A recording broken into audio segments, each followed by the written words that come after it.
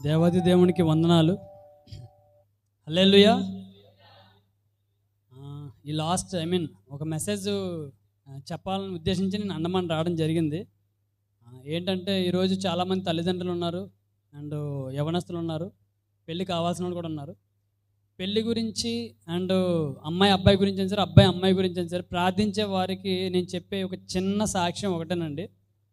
దేవుడు తన సకాలాన తన సరైన తోడుని తగిన సమయం అందు తగిన యొక్క ఎడబాటులో మనకి కొలమానం ఏది కూడా కొరత రాకుండా కరెక్ట్గా ఇస్తారని చెప్పడానికి షీ ఈజ్ మై ఎగ్జాంపుల్ అనమాట. ఎందుకంటే నాకు మ్యారేజ్ మ్యాచెస్ చూస్తున్నప్పుడు 2017 నుంచి స్టార్ట్ చేశారు. అప్పటి నుంచి మ్యాచెస్ చూస్తూనే ఉన్నాను, బట్ నాకు ఎవ్వరు నచ్చట్లేదు.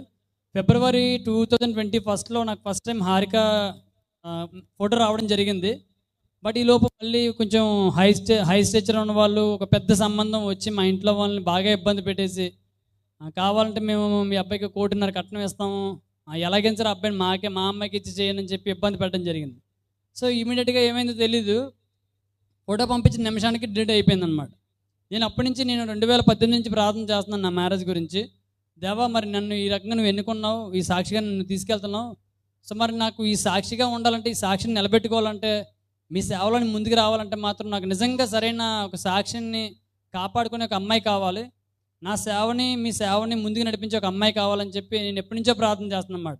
నేను దేవుడికి పెట్టిన రిక్వైర్మెంట్ ఒకటేనండి, నాకు హైటు వెయిట్ ఏం అవసరం లేదు, నీ యొక్క ఎన్నికలో ఉన్న అమ్మాయిని నాకు తీసుకురమ్మని నేను ప్రార్థన చేశాను.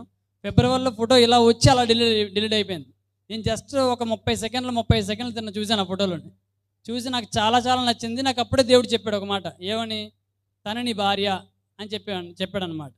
ఫోటో చూసి డిలీట్ అయిపోయింది. ఇంట్లో వాళ్ళని అడిగాను, రాంగ్ ఫోటో అని చెప్పి పంపించారు.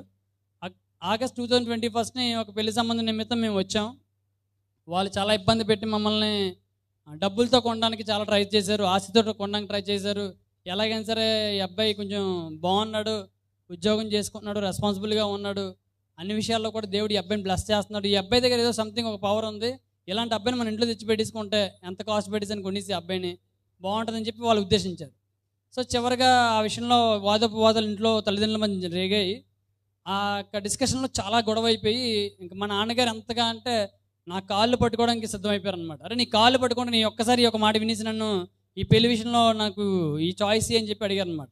తిరిగి నేనే చాలా బాధపడి మా నాన్నగారు కాళ్ళు పట్టుకుని, నాన్న నేను చేసుకుంటే దేవుడు చూపించిన అమ్మాయిని చేసుకుంటాను తప్పిస్తే కానీ నేను ఎవరిని చేసుకుని ఒక మాట చెప్పాను. చెప్పిన తర్వాత దేవుడు అయితే ఒక మాట చెప్పాడు. మా నాన్నగారు ఒక మాట అన్నారు, అరే మీ క్రిస్టియన్స్ ఒక పిచ్చోళ్ళరా, ఎవడో మార్చేస్తే మారిపోయారు, ఇలాంటి వాళ్ళకి ఎవరు ఇస్తారా పిల్లల్ని, ఇలాంటి రిలీజియన్లో ఉన్నావు, ఇలాంటి కేటగిరీలో ఉన్న నీకు ఎవరు ఇస్తారా, అసలు అలాంటివి ఉండదు అని చెప్పి అన్నారు. నేను మా నాన్నగా ఒక మాట చెప్పాను, నాన్న నిజంగా నన్ను ఎవరన్నా మాటలు చెప్పి మార్చుకుంటే నెక్స్ట్ ఇయర్ నేను ఖచ్చితంగా మీరు చెప్పిన అమ్మాయిని చేసుకుంటాను, పొరపాటుని కానీ దేవుడు కానీ నన్ను ఎన్నుకుంటే మాత్రం ఆ అమ్మాయిని సరైన సమయానికి తీసుకొస్తానని చెప్పి అన్నాను. ఆ మాట చెప్పి నేను అక్కడి నుంచి జాబ్కి వెళ్ళిపోయాను.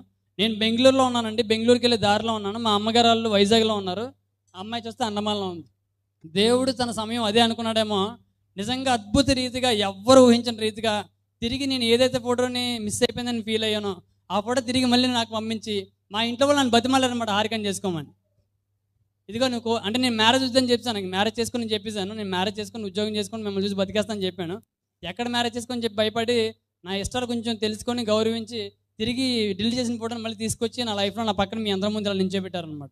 సో తన గురించి, తన కుటుంబం గురించి కూడా, నా కుటుంబం గురించి కూడా ప్రార్థన చేస్తానని ప్రేమతో మిమ్మల్ని అందరినీ రిక్వెస్ట్ చేసుకుంటున్నాను. అండ్ ఇచ్చిన అవకాశం బట్టి పాస్టర్ గారికి కూడా వందనాలు తెలుపుకుంటున్నాను. చాలా వందనాలు, దేవుని స్తోత్రం, హల్లెలూయా. ప్రార్థన చేద్దాం. వారి కొరకు, వారి కుటుంబం కొరకు, పరిచర్య కొరకు మరి ఉంటారు. మరి ఈ సాయంకాల సమయంలో కూడా మనతో ఉంటారు. మరి గమనించండి, మరి ఈ సాయంకాల సమయమున 5:30 ప్రాంతానికి మన పత్తరగడ్డ పైన 4 నెంబర్లో మరి గాస్పల్ స్ట్రీట్